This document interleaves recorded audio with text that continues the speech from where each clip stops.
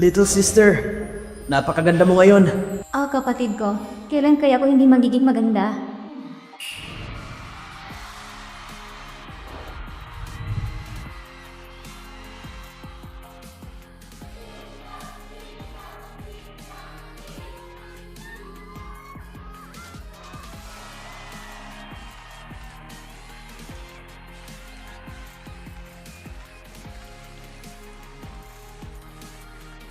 Wow, ang ganda ng sayo nila. Tama yan. Sa kasamang palad, hindi ako inimbita ni Yeshao. Kung hindi, mapapahiya siya. Diba, isa lang siyang vexil na nananiligaw sa mga idol.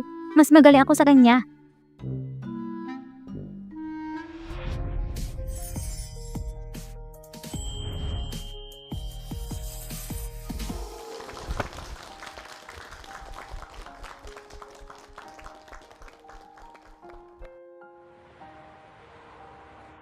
Nandito lang ang kwarto ni Kuya Yeshao. Bakit hindi ko mahanap?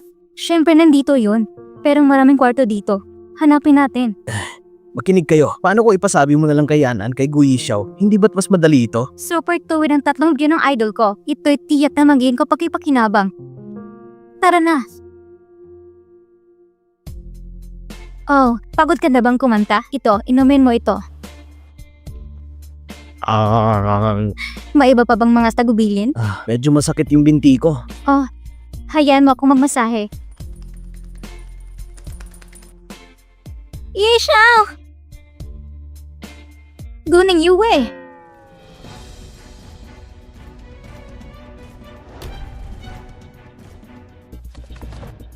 Anyway, ikay walang iya. Inakit mo si Goyete at ngayon dumating ka para akidi si Yeshao? Sino ka ba? Yeshao, paano mo ako? 6 na taon na kitang gusto. Nakinig ako sa bawat album mo. Napanood ko ng bawat concert mo. At napanood ko ng bawat drama mo. Higit sa isang bises. Hindi ka pwedeng biglang pumasok sa kwarto ko at bigla akong bubugbugin, tama ba? Yeshao, tutulad ang sinabi ko. Si Gong ni Yue ay isang vexin ng dalubhasa sa pang-akit ng mga tao. Kung ayaw mong maniwala, magtanong kay An-An. Maaaring tumistigo si An-An.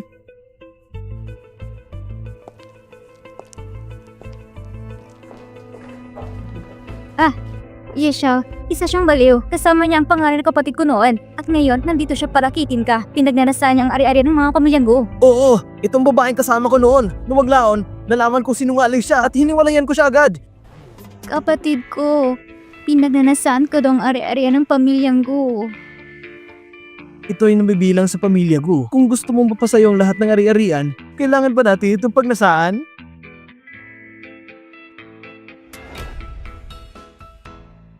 O ano? Ano pang hinihintay nyo? Bakit hindi pa kayo umaalis? Gusto nyo bang tumawag ako ng security? Alis! Kung magpapatuloy ito, makikikat ako dito. Dapat hindi nila malalaman ang identity ko. Hindi ko na kayang itago. Kung mananatili ako dito, natatakot ako magkasakit ako dito. Iyak nila ko niya ang pangatlo kong kapatid. Alis muna tayo. Yeshao! Paano talaga ako? Hoy, hoy, hoy! Isarado yung pinto!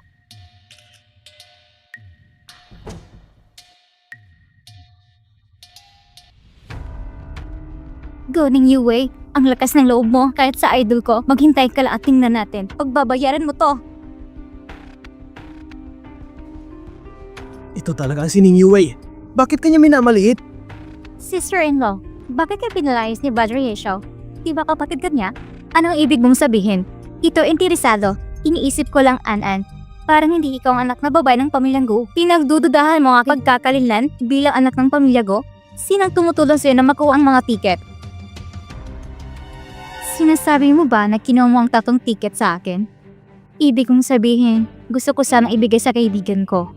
Pero yung 3 tiket ay nawala. Hindi ko inaasahan, ninakaw mo. Anong kalukulan pinagsasabi mo? Ang mga tiket na iyon ay binigay sa akin ng mga kapatid ko. May ebidensya ka ba? Ikaw isang babae na nangaakit ng mga tao kahit saan, na may mabuting ngipin at bumubuka ang iyong mga bibig. Gusto mo bang palabanin kami at magduda kami sa isa't isa? Kung meron man akong ipapalaban sa'yo, pagkatapos si An-An, anyway, nandito ka para magsinungaling? At mali ako sana ko ng pagnanakaw ng mga tiket, pumunta tayo kay Yeshao para magpaliwanag. Anan?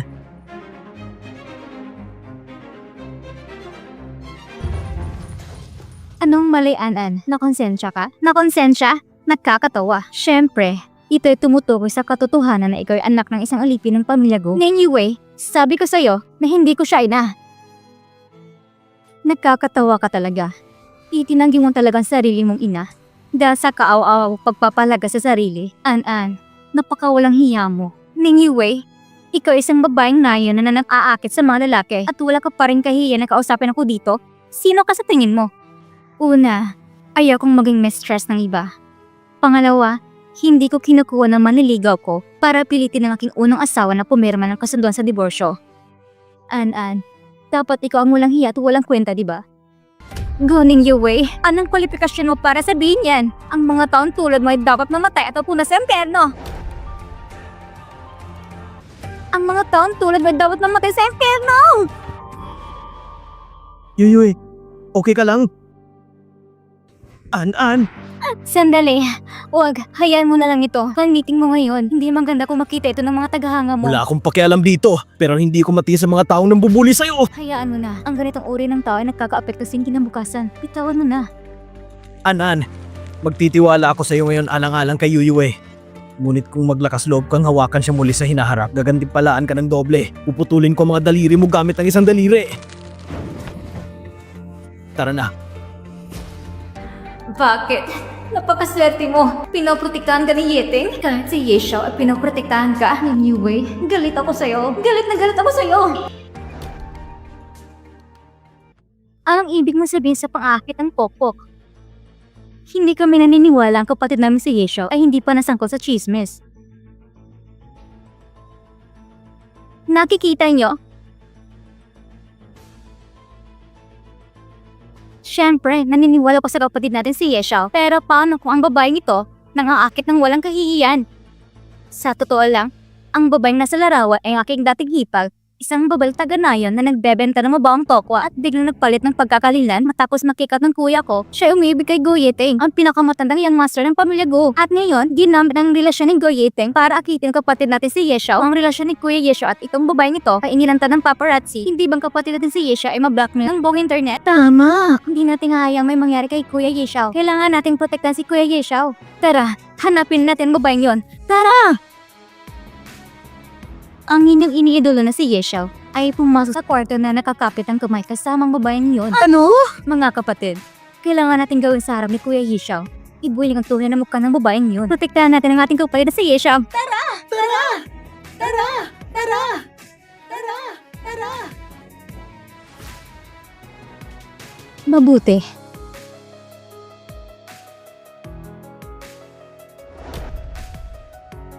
Patingin nga. Buti na lang walang bakas na natira. Mga kapatid, ang pokpok na iyan, siya ang nag-aakit sa ating Kuya Yeshao. Anong ginagawa nyo? Kuya Yeshao, isa siyang pokpok. Nagsisinungaling siya sa'yo. Anong ginagawa nyo? Bitawan niya! Bitawan niya! Bitawan niya! Kapatid ko? Kapatid, siya ay kapatid ni Kuya Yeshao? Ayos ka lang ba? Di ba sabing mo pokpok siya? Kapatid ko!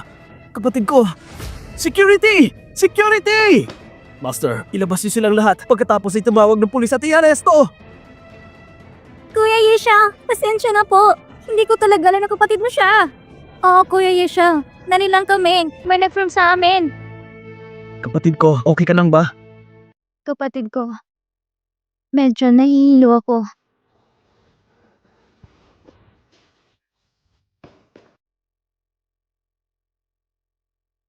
Masakit ba? Ayos na ako, Kuya. Patawarin mo ako, kuya. Inistorbo pa kita pagta pumabalik sa kumpanya. Ipaubaya ko na sa'yo. May ilang bagay lang akong dapat harapin sa fan meeting. Sige. Yeshao, wala akong gagawin. Dapat ni samantala ng iyong mga tagahanga. Huwag mong kunin masyadong seryoso. Huwag kang mag-alala. Naiintindihan ko.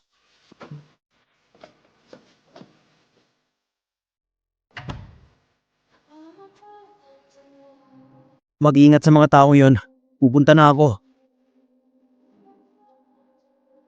Halika.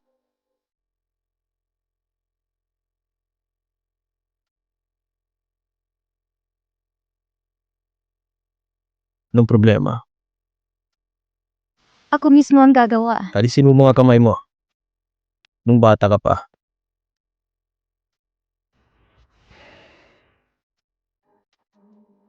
Kapag nasasaktan ka, akong nanggagamot sa'yo.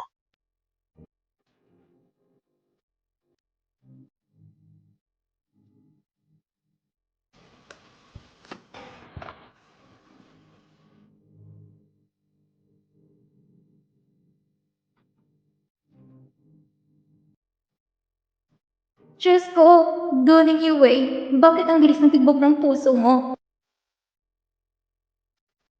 Anong ginagawa mo? Doning Yue, mangyaring umilag. Ilag.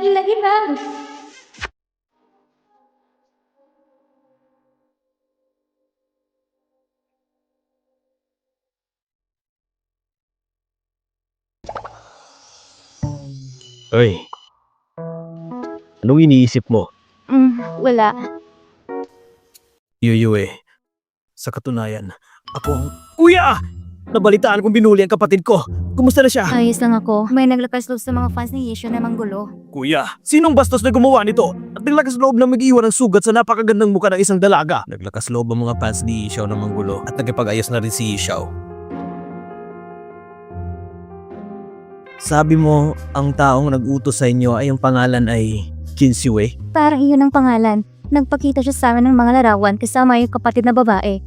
At sinabing kapatid mo daw ay naaakit sa'yo. Ah, Kinsue! Naaalala ko, yung baliw na fan. Madalas na pumunta sa akin pintuan at hinarangan ako. Umiiyak pa nga siya at nanggulo at gusto niya daw akong pakasalan. Ano? Lahat tayo ginamit niya? Siguradong magkakatikim siya sa ating mamaya. Hindi talaga natin siya palalampasin.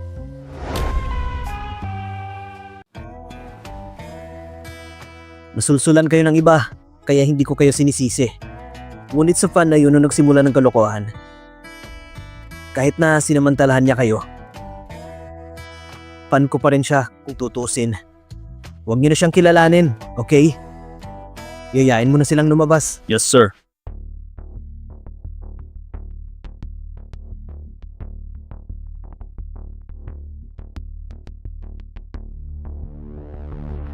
Guys, di ba tama ako? Yung pupok na si Yue ay nangaakit sa ating Kuya Yeshao? Mga kapatid, bagamat sinabi sa amin ni Brother Yeshao, hindi maaalala ang mga pagkakamali ng mga kontrabida. Ito'y walang kabuluhan. Kunin niyo siya at sipain. Anong ginagawa niyo? Mag-isa na ako ngayon. Naglakas loob ka magsinungaling ka sa amin? Itong bagay sa'yo. Sipain mo siya nang mamatay. Nagsinungaling ka talaga sa amin at nagawa mo pahiya kami sa harap ni Kuya Yeshao. Sipain mo siya. Masakit! Dahan-dahanin mo lang. Ma, mahinaw naman ako. Maging malumanay. Golden Yue, ang mabang babae ngayon. Papatayin ko talaga siya. Nasasaktan siya hanggang mamatay. Guwanan, anong tinatawa mo? Ikaw, ang anak ng babae ng pamilya ko, laging hindi nagustuhan ni Master Yeteng at Yeshao. Oh, ikaw ba nagsisinungaling? Kami sa totoo lang walang magawa. Walang magawang pamilya ko sa'yo at walang meron sa'yo. Kinsue, huwag kang magsalita ng walang kabuluhan. Ngayon, nagdududa ka pa rin kung anak ako ng pamilya ko. Kung ganoon, dapat mong ipaliwanag kung bakit ang mga kapatid mo ay ganyan sa'yo. Dapat alam mo. Ganito ang ugali nila. Zishan, anak ako ng pamilya ko. Pakisabi sa kanilang totoo. Anan, hindi ka pinagdadaan ni Xiaoyu. Siya ay makaturungan. Anak siya ng pamilya ko. Ang katunayan, hindi siya mas mababa sa isang tagalabas. Mahirap para sa ibang tao na hindi siya mapansin. Teka, tingnan niyo ng mabuti. Kung hindi talaga ako anak ng pamilya ko, bakit ang katulad ng pamilya ko ay tinatawagan ako?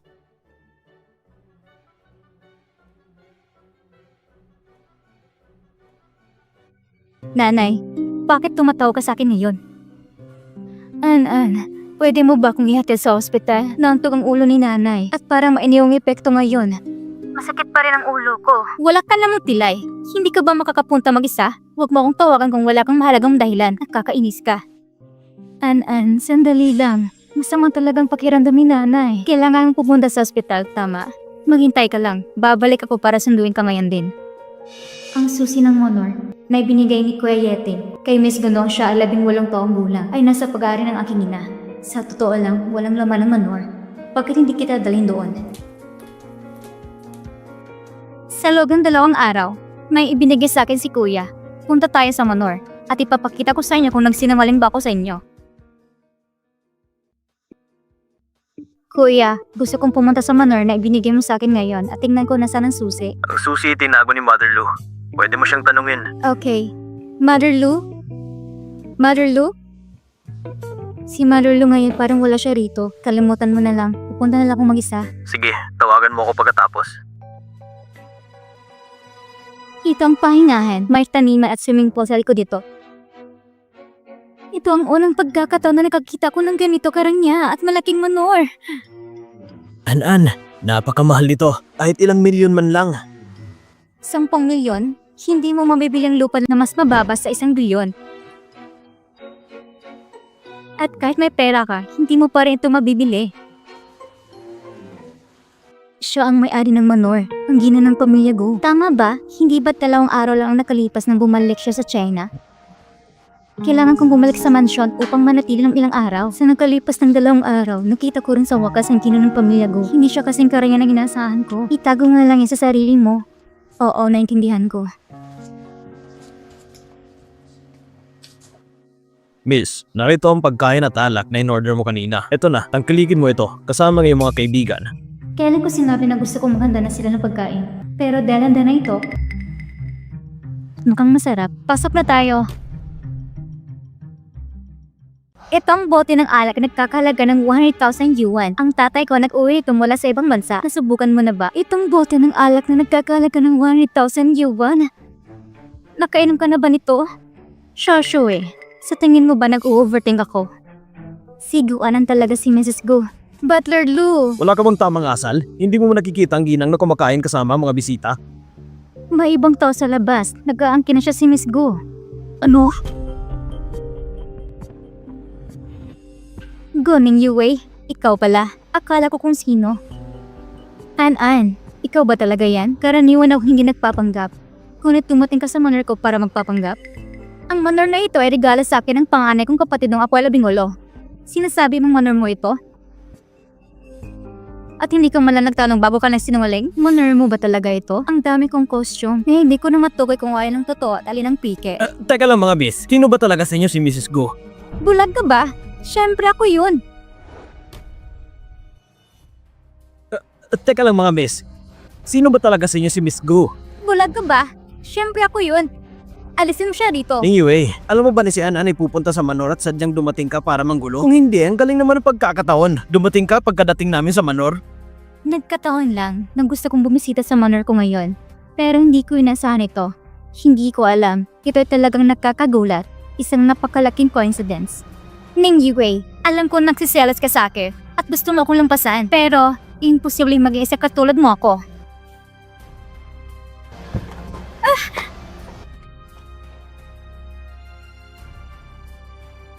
Ako? Nagsiselos ako sa'yo?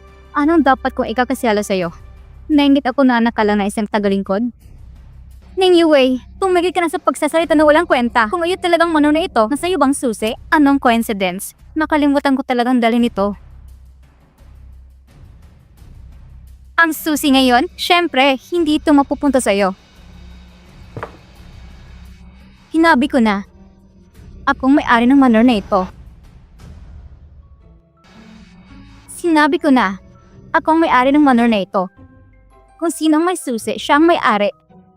An, ginagamit mo yung maduwing taktika para lang masiyahan ang sarili mong ilusyon. Nakakaawa ka talaga at katawa-tawa. Tumahimik ka! Butterloo, bakit hindi mo pa pinapalabas ang babayang bali na ito? Alisin mo siya dito, bilis! Tumigil ka miss, tumigil ka! Ning Yue, napakayabang mo sa sarili kong teritoryo. Kung ganon,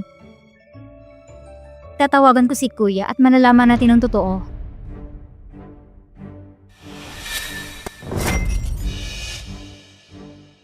Butlerloo, tulungan mo akong tawagan si Kuya. Okay. Sige, tumawag ka. Butlerloo, pero may kahihinatnan yan. Sigurado ka bang kaya mong panindigan? 2 taon ka na sa manor na ito.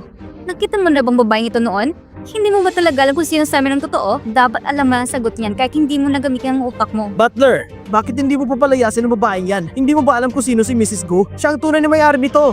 Oo, siyang babaeng yan. Mula nang siya itapon sa labas ng pamilya Meng, nagsimula siyang mahiganti sa amin. Hindi ko na mabilang kung ilang beses na siyang gumagamit ng mga ganitong klase ng taktika. Okay. Miss, umalis ka na agad sa Manor na ito. O tatawag ako ng pulis. Hayaan natin ang pulis ang magdesisyon kung sino talagang tunay na Miss Go. Ito ay sapat na. Para sa mga pulis ang desisyon kung sino ang tunay na anak ng pamilya Go. Ikaw? Miss Go. Ning Yue, determinado kang palabasin akong masama. Kung tatawag talaga ako ng pulis, tutukoy nila ang aking tunay na pagkakanilan at malalantad ang katotohanan. Ang malas talaga, ang Manor na ito na bahira ng babaeng ito. Hihilingin ka sa panganay kong kapatid na bigyan ako ng isa pang pagkakataon. Huminto ka. Iwanan mga susi at iyo kong ulo mo bilang paghingi ng tawad. Maaari kang humalis. Ning Yue, sadyang pinapuntere mo ako. Gusto ko lang malaman ng lahat na isa ka lang anak ng isang lingkod.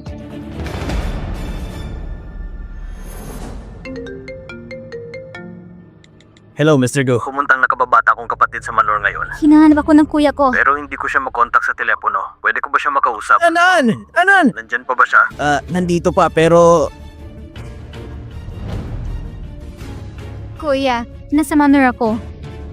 Hulaan mo kung sino nakita ko rito. Si An-An, nagpanggap pa siyang ako at pumunta sa Manor ko. Sinira pa niya ang cellphone ko. Anan? Bumalik ulit siya. Pupuntahan ko siya para singilin siya. Ikaw ang anak ng pamilya Go? Pasensya na po, miss. Hindi kita nakilala ngayon lang. Miss, tingnan mo. Inaalagaan naman ng mabuti ang Manor nung mula nung binili ni Mr. Go. Sa tingin mo, may iba pa bang kailangan nating bilhin? Salamat sa iyong pagsusumika, Butterloo. Ito inalagaan mo ng mabuti. Miss, please, malabo lang ang paningin ko. Hindi kita nakilala kanina. Miss, huwag mo kong sisihin. Kung darating muli si Guanan sa susunod, alam mo kung anong gagawin mo. Tama. Bibili ako ng magandang aso. Kung dadating siya muli, hayaan ko siyang kagatin ng mga aso. Nakakainsulto talaga ng mga aso para kagatin ng isang tulad niya. Okay, alis na ako ngayon. Salamat sa iyong pagsusumika. Okay, miss. Mag-ingat ka.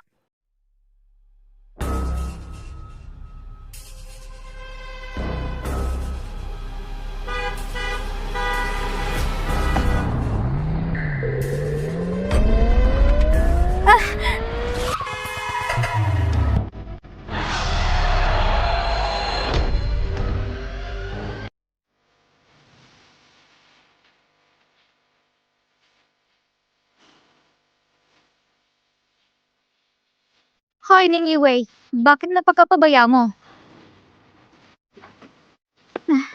An-An, sinusubukan ba akong patayin? Nagbibiro ka ba? Huwag kang masyadong gabahan. At saka, napakalayo ng lugar na ito. Kung tamaan talaga kita at mamatay ka, walang makakakita. Si Shen, alis na tayo. Ikaw?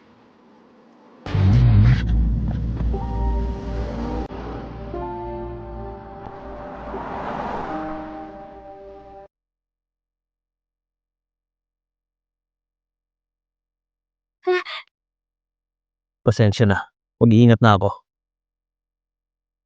Nung unang sinaktan ka ng mga tagahanga ni Ishaw, hindi pa naghilom ang sugat mo. Ngayon, nasugatan na naman ang kamay mo. Lalo lang lumalakas ang loob ni Guanan.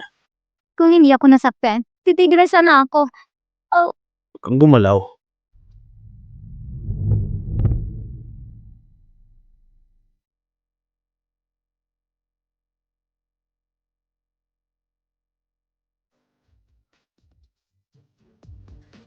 Nga pala, ang mga kapatid natin, nabalitaan nila na sugatan ka. Pupuntahan ka nila sandali. Sabihin mo sa kanila tungkol sa natamo kong pinsala. Hindi mo na kailangan ipaliwanag pa. Alam kong mahalaga sila sa'yo. Kapatid! Kapatid! Okay ka lang ba? Mag-iingat ka kayong dalawa. Ayos lang ako. Pinainom na ako ni kuya ng gamot. Ano?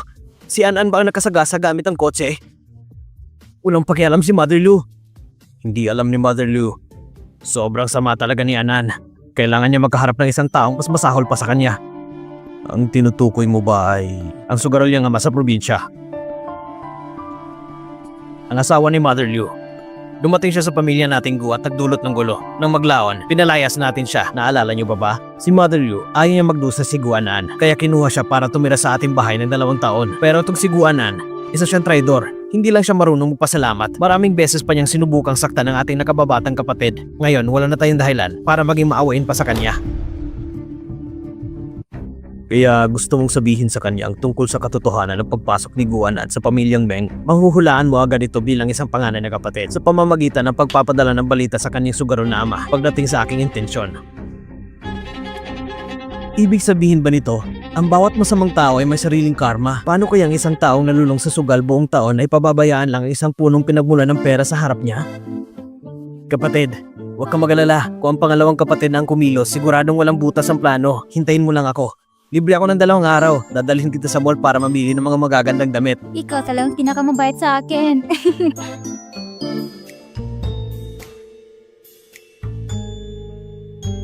Anong problema? Pasensya na. Biglang sumakit ang tiyan ko. Kailangan ko munang pumunta sa CR. Nga pala, ito ang panloob ng card ng grupo mo. Magagamit mo ito bilang unlimited shopping card sa mall na ito. Naaalala mo pa ba kung paano ito gamitin? Para sa pambibili, ibinilak ko ang card sa iyo nung umalis ka sa bahay.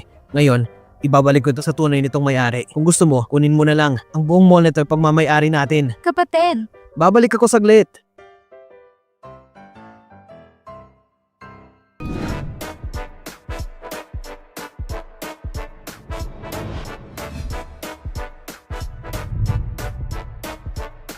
anong ginagawa mo? Kung hindi mo kayang bayaran yan, huwag mong hawakan. Paano ko ito ibibenta kung marumi na? Kailangan kong maramdaman ng tela ng damit para malaman kung sulit itong bilhin. Huwag mong dalhin ang kakapusan mo sa pag-iisip sa tindahan namin. Kung hindi mo kayang bilhin, umalis ka na lang. Ang babaeng to, nasa 2024 na tayo. Bakit may mga magkikitid pa ring utak tulad mo? Ano bang pinagsasabi mo? Hindi ba ikaw si Gong ni Yue? Buhay ka pa rin pala at ang tindi mo pa rin mga asar. Kaya mo bang bumili ng mga mamahaling damit? Gamit ang perang kinita mo sa pagbebenta ng mabahong tokwa? Tendera ka pala ng mabahong tokwa, kaya palang layo ng amoy. Hindi ko kayang pilang mga to, pero kaya mo ba? Si Anan ay bahagi ng pamilya Gu, ang pinakamayamang pamilya sa North City. Hindi lang basta isang piraso ng tela kaya niyang bilhin, pati ang buong mall. Miss Gu, piliin mo kahit anong gusto mo. Pumili ka lang, akong bahala sa bayad. Gusto ko to. At ito rin. At ito pa. Kung ayaw mo ng iba, ibalot mo na lang para sa akin. Sige, Miss Gu. Tutulungan kitang mag-impake. An, kailangan mo ba talagang bumili ng ganyan karami? Anong problema, Mr. Meng? Ang lahat ng to, ilang milyon lang naman. Hindi mo ba yung gastusan? Ikaw ang barangal na Ginoong Meng, hindi mo ito kayang tiisin. Anong pinagsasabi mo? Ako ang presidente ng main group. Hindi ko kayang bayaran ng 1 o 2 milyon. Kaya ko pa maglabas ng 10,000. Ay, nako. Diyos ko, Miss Gu, si Mr. Gu Meng, mahal ka talaga niya. Sabi mo, nakabili ka ng napakaraming magagandang damit. Kailangan mo pa bang magdagdag ng ilang accessories? Mga bag, quintas, scarves, at iba pa. Para mapantayan nila yung marangal na ugali. Mr. Meng, kung mahal mo, bibili ka talaga para sa kanya. Zishen, bilhan mo ako ng ilang karagdagang accessories. Anan, sabi mo malapit na magbago ang panahon kaya dapat mas konti na lang bilhin mo. Sabi mo hindi mo na kayang maisuot lahat ng binili mo. Ming Zishen, kung hindi mo ito bibilin para sa akin ngayon at ipapahiyaw mo ako, hindi na kita kakausapin. Hindi pa ako konektado sa Go Group. Hindi ko magagawa. Pero ganito na lang, pumili ka muna ng mabuti. Tawagan mo ako, babalik ako kaagad para bayaran. Miss Gu, mangyaring magtanong, tutulungan kita sa pagpili ng damit mo.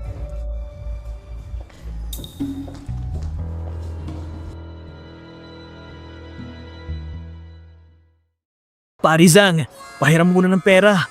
Kailangan ko ito agad. Pwede mo bang ipadala ito? Miss Gu, narito yung mga damit. Ang kabuang halaga ay 1.7 million. Maya-maya darating si Shen para magbayad. Maupo ka muna saglit, kukuha ko ng tubig. Nakita mo ba yun ng Yue? Gaya ang pagkikitungo sa anak na babae ng pamilya Gu. Ikaw, isang mabahong nagtitinda ng tuko. Huwag mo nang isipin ay kung parang sarili mo sa akin. Ang agwat natin ay tulad na isang malalim na bangin na hindi mo kailanman matawid. Oo, ang pagitan natin ay tunay ng isang malalim na bangin.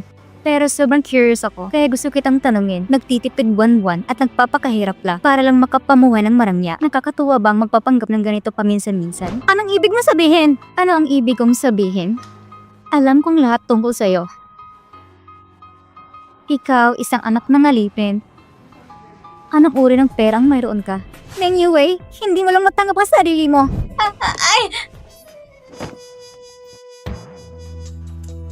Nainggit ako sa'yo. Anong dapat kong ikaselos? Nagsiselos ba ako dahil pinulot mo lang ang isang bagay na tinanggihan ko? O nagsiselos ako sa peking pagkatao mo? Kasama mo si Ming Zishan. Tapos sa pagkakalilan mo bilang si Miss Gu, sinabi mong pege ka. Pero hanggang kailan mo siya maluloko? Maaaring maloko siya saglit, pero pwede ba siyang lukuin habang buhay? Sino ko para mga lakastob na kontrahin si Miss Go? Miss Go, ayos ka lang ba? Bakit hindi ka nalang humingi ng tawad kay Miss Go? Paano mo nag-go insultuhin ako? Hindi ka ba natatakot na paalisin kita? Sino ka ba? Isang mabang tendera lang ng tokwa? Masyadong itinaas ang sarili mo. Kung hindi ka hihingi ng tawad kay Miss Go, tatawagin ko ang mga gwardya para papalisin ka dito. Ayos na magpapanggap kang nagmumula sa mahirap na pamilya. Pero paano mo nagaw magpapanggap na kabila sa high-end na shopping mall? Dahil anak ka ng pamilya Go, hindi mo ba alam na ang mall na ito ay ang pag-aari ng pamilya Go? Syempre. Alam po ang tungkol sa sarili kong shopping mall. Talaga ba? Pumunta ako rito para magsagawa ng inspeksyon. Sinang mag-aakala makakatagpo ako ng malas na tulad mo? Miss Go, hindi mo na kailangan makipagtalo sa kanya.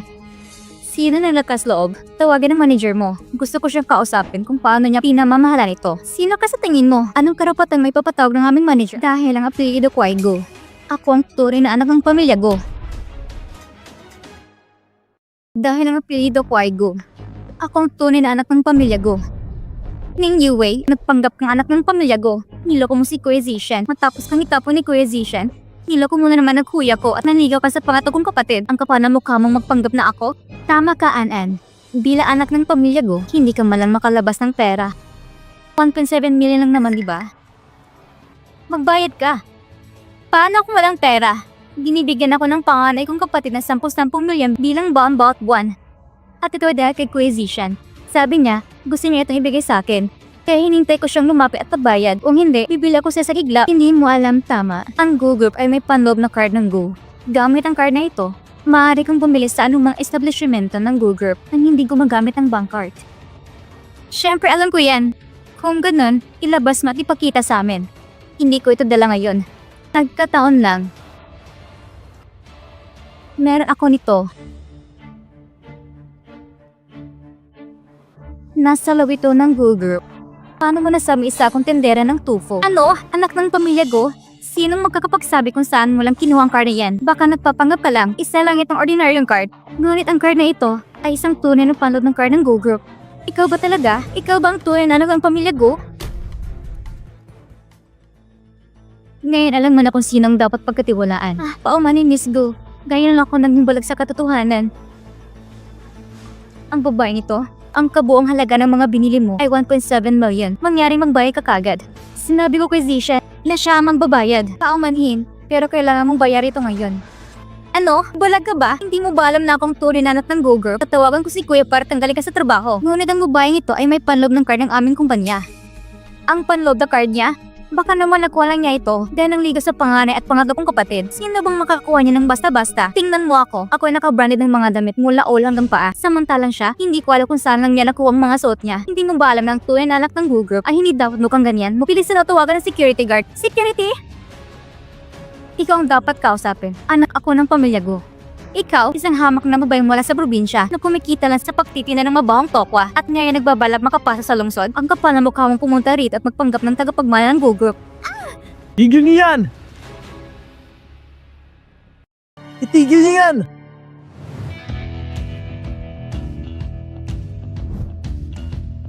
Pangatong young master? Gusto kong makita kung sino ang naglakas loob ng manggulo at mga pisa kapatid ko, ang prinsesa ng pamilya Gu. Ang prinsesa ng pamilya Go? Kapatid, hindi ka dapat basta-basta nagsasalita ng kasinungalingan para protektahan siya. Isa siyang mandaraya. Si Yoyo ay isang mandaraya. Sino ka ba?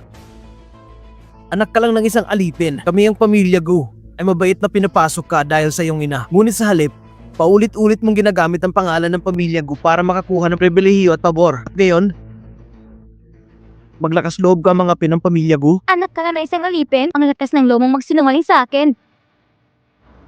Mr. Gu, kasalanan ko ito. Lahat ito'y kasalanan ko. Teka muna, ang dapat mong hingin ng tawad ay hindi ako. Miss Gu, Patawarin mo ako. Hayaan mo na ako sa pagkakataong ito. Magagawa mo kahit anong gusto mo.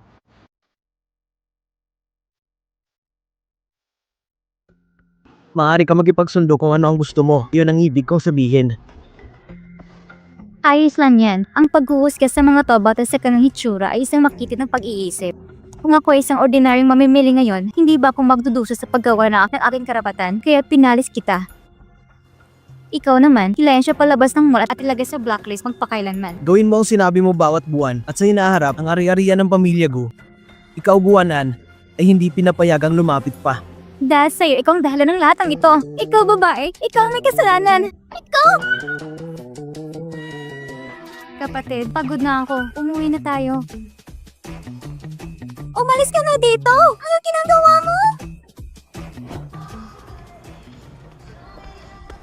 An, bakit mo ako sinisisi? Ano bang nagawa ko? Sumagot lang ako tawag mula sa trabaho at nag-chat ng matagal. Bumili ka na na damit? Parang hindi ko na maitago ang tunay kong pagkataon ng matagal. Kailangan ko makahanap ng paraan para mahuli si musician bago ako tuloy mabunyag. Dumating ang pangatlo kong kapatid sa mall. Hindi niya ko papayagang makasama ka. Nakipagtalo pa siya sa akin. Pero Zishan, tunay kitang gusto. An, pinapahirapan lang kita. Zishan, bakit hindi na lang natin ibigay ang sertipiko sa kanya? Kunin mo na, para matapos ng lahat ng ito. Dahil kapag nagkakataon, hindi maglalakas tulang tatlo kong kapatid na ipahiya tayo. Kahit hindi sangayon ng pamilyang ko, habang kasama ko si An, lahat ng pag-aari niya ay magiging akin. Tara, puntahan natin.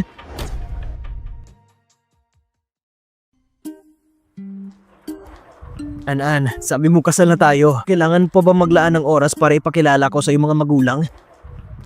Zishan, alam mo naman ang mga magulang ko na nasa ibang bansa buong taon. Naghihintay sila ng Chinese New Year. Okay lang ba kung isasama kita para makikilala sila sa Chinese New Year? Sige, nakikinig ako sa'yo.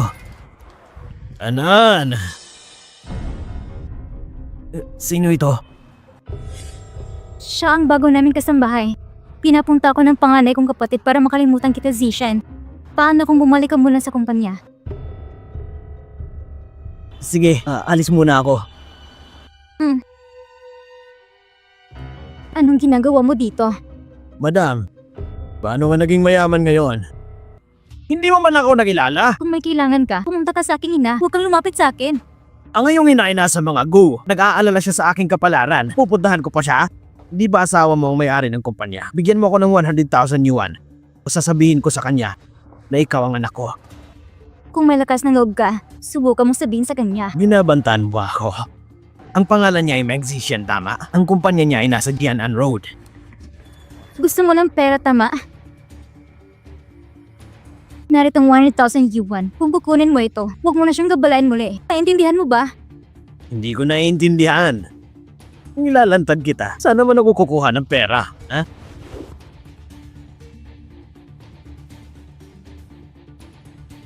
Ngayon, nakasala si Guwanan. Ito ang sabi sa'yo ng pangatlong kapatid. Ang masamang tao ay may sariling masamang karma.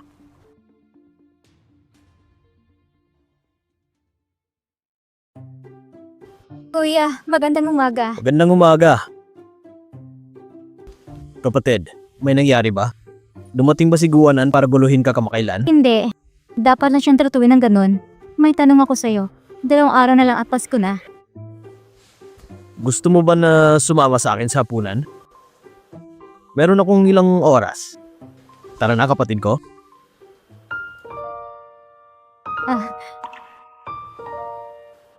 Pasko na bukas. Pero, wag lumabas kasama ang aking kapatid Yeting. Bakit? Pasensya na po. Nangakong nakababata kong kapatid na sasama siya sa akin. Si kuya pala. Sige, papasok muna ako. Si kuya lang palang hindi nagtatanong sa nakababatang kapatid niya. Kung gusto niya magkasama-sama sa Pasko. Nga pala, 3 taon na nakalipas, sabi ni Daddy na ipinagkatiwala niya ang kanyang nakababatang kapatid sa kanyang kuya para alagaan siya. Oo, lagi ko itong itinatago sa aking puso. Ang ganda ng pagiging isang responsableng Ginoo. Sige, tutuparin ko ang iyong hiling. Kapag ang aking kapatid na babae ay ikinasal, Siguraduhin mong pupunta ka sa akin para ayusin ang batas ng kasal. Basahin mo ng 300 beses.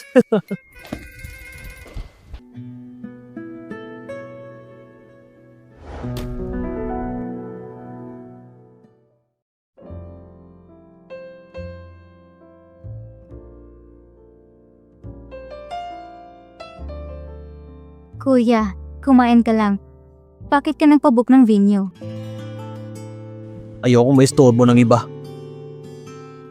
Alam ko ang nararamdaman mo para sa akin. Bagamat ikaw'y ampo ng pamilya ko. Sa kabila ng lahat, magkakasundo pa rin tayo bilang magkapatid. Yuyue, hindi tayo magkadugo. Wala ako sa aklat ng pagrehistro ng pamilya ko, kaya legal mo o hindi. Wala tayong nilalabag na batas.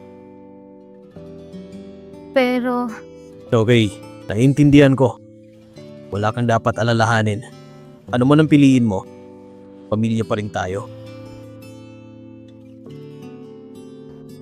Bakit kailangan isara ang restaurant na ito? Bukas ito pero hindi tumatanggap ng customers. Zishen, gustong-gusto kong restaurant na ito. Bukod pa doon, kakakuha lang natin ng marriage certificate.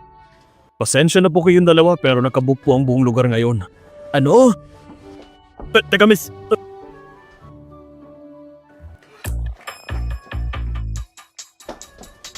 Zishen, bigla akong nawala ng gana kumain dito sa restaurant na ito. Maghanap na lang tayo ng iba. bakit naman? An, kuya mo yun di ba? Kasal na tayo. Pamilya na tayo. Sabihin mo sa kuya mo, hindi ba pwedeng umupo na lang tayo dito? Ang dami namang bakanteng upuan. Sir, pasensya na po. Nako, tapos na talaga to.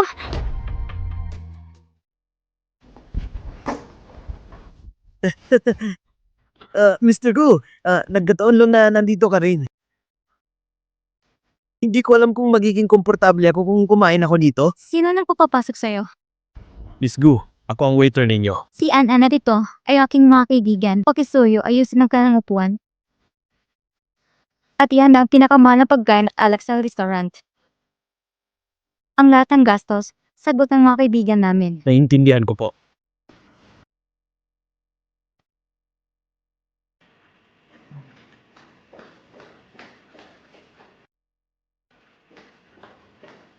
Yuyu pwede ba nating ayusin ang kanilang upuan at palayasin sila? Kuya, manood ka na lang ng palabas. Waiter, babayaran ko na ang bill. Sir, ang kabuuang halaga ay 3.2 million. Ano? Bakit ang mahal? Ganun na lang nangyayari. Sabi ko sa'yo, napakatalino ng kapatid natin. Nakakuha siya ng napakalaking set na pagkain para sa mga yun. Sabi ko nga kahit isang bote ng alak, pwede na siyang matakot. Hindi mo ba nakita ang ekspresyon ng mukha niya? Pag-isipan mo, isang beses lang siyang kumain ng maayos sa loob ng kalahating taon dahil sa isang maritasirang kumpanya. Bakit ka nagpapanggap na boss? Ang kapatid ko ang siyang tunay na boss dito. Ama yan.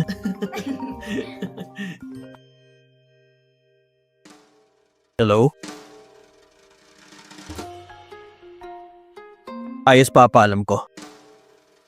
Babalik sina mama at papa.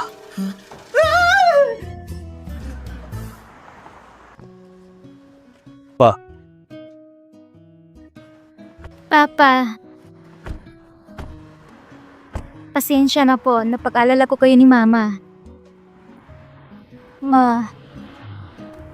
Ayos la. Ang mahalaga nakabalik ka na. Nag-aalala rin si papa baka nagkamali ka ng desisyon. mm, Ma. Umalis ka para makasama isang estranghero? Sinusubukan mo ba kung galitin? At magagalit ako? Kuya, Huwag ka na magalit kay Yuyue. Alam kong mali siya. puro ka na lang protekta sa kanya. Basta marunong ka magtago sa likod ng kuya mo. Ayos lang. Ang mahalaga, bumalik na si Yuyue. Yuyue, ngayon nandito ka na. Nakauwi na rin kami mga magulang mo. Bukas mag-family dinner tayo. Para ipagdiwang. Oo nga pala. Tawagan mo si Anan. Imbitahan natin siyang kumain kasama natin. Xiaoli, kunin mo lahat ng regalo sa kotse.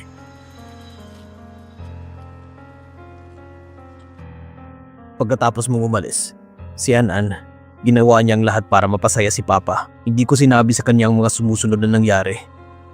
Ang kalusugan ni Papa ang pinakamahalaga. at hinayaan niyang magkuha ang kontrabida ng gusto niya.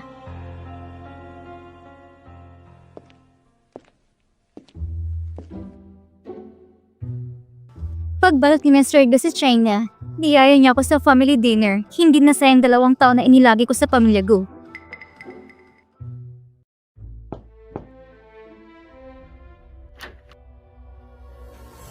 Go na Yue, bakit ka nandito?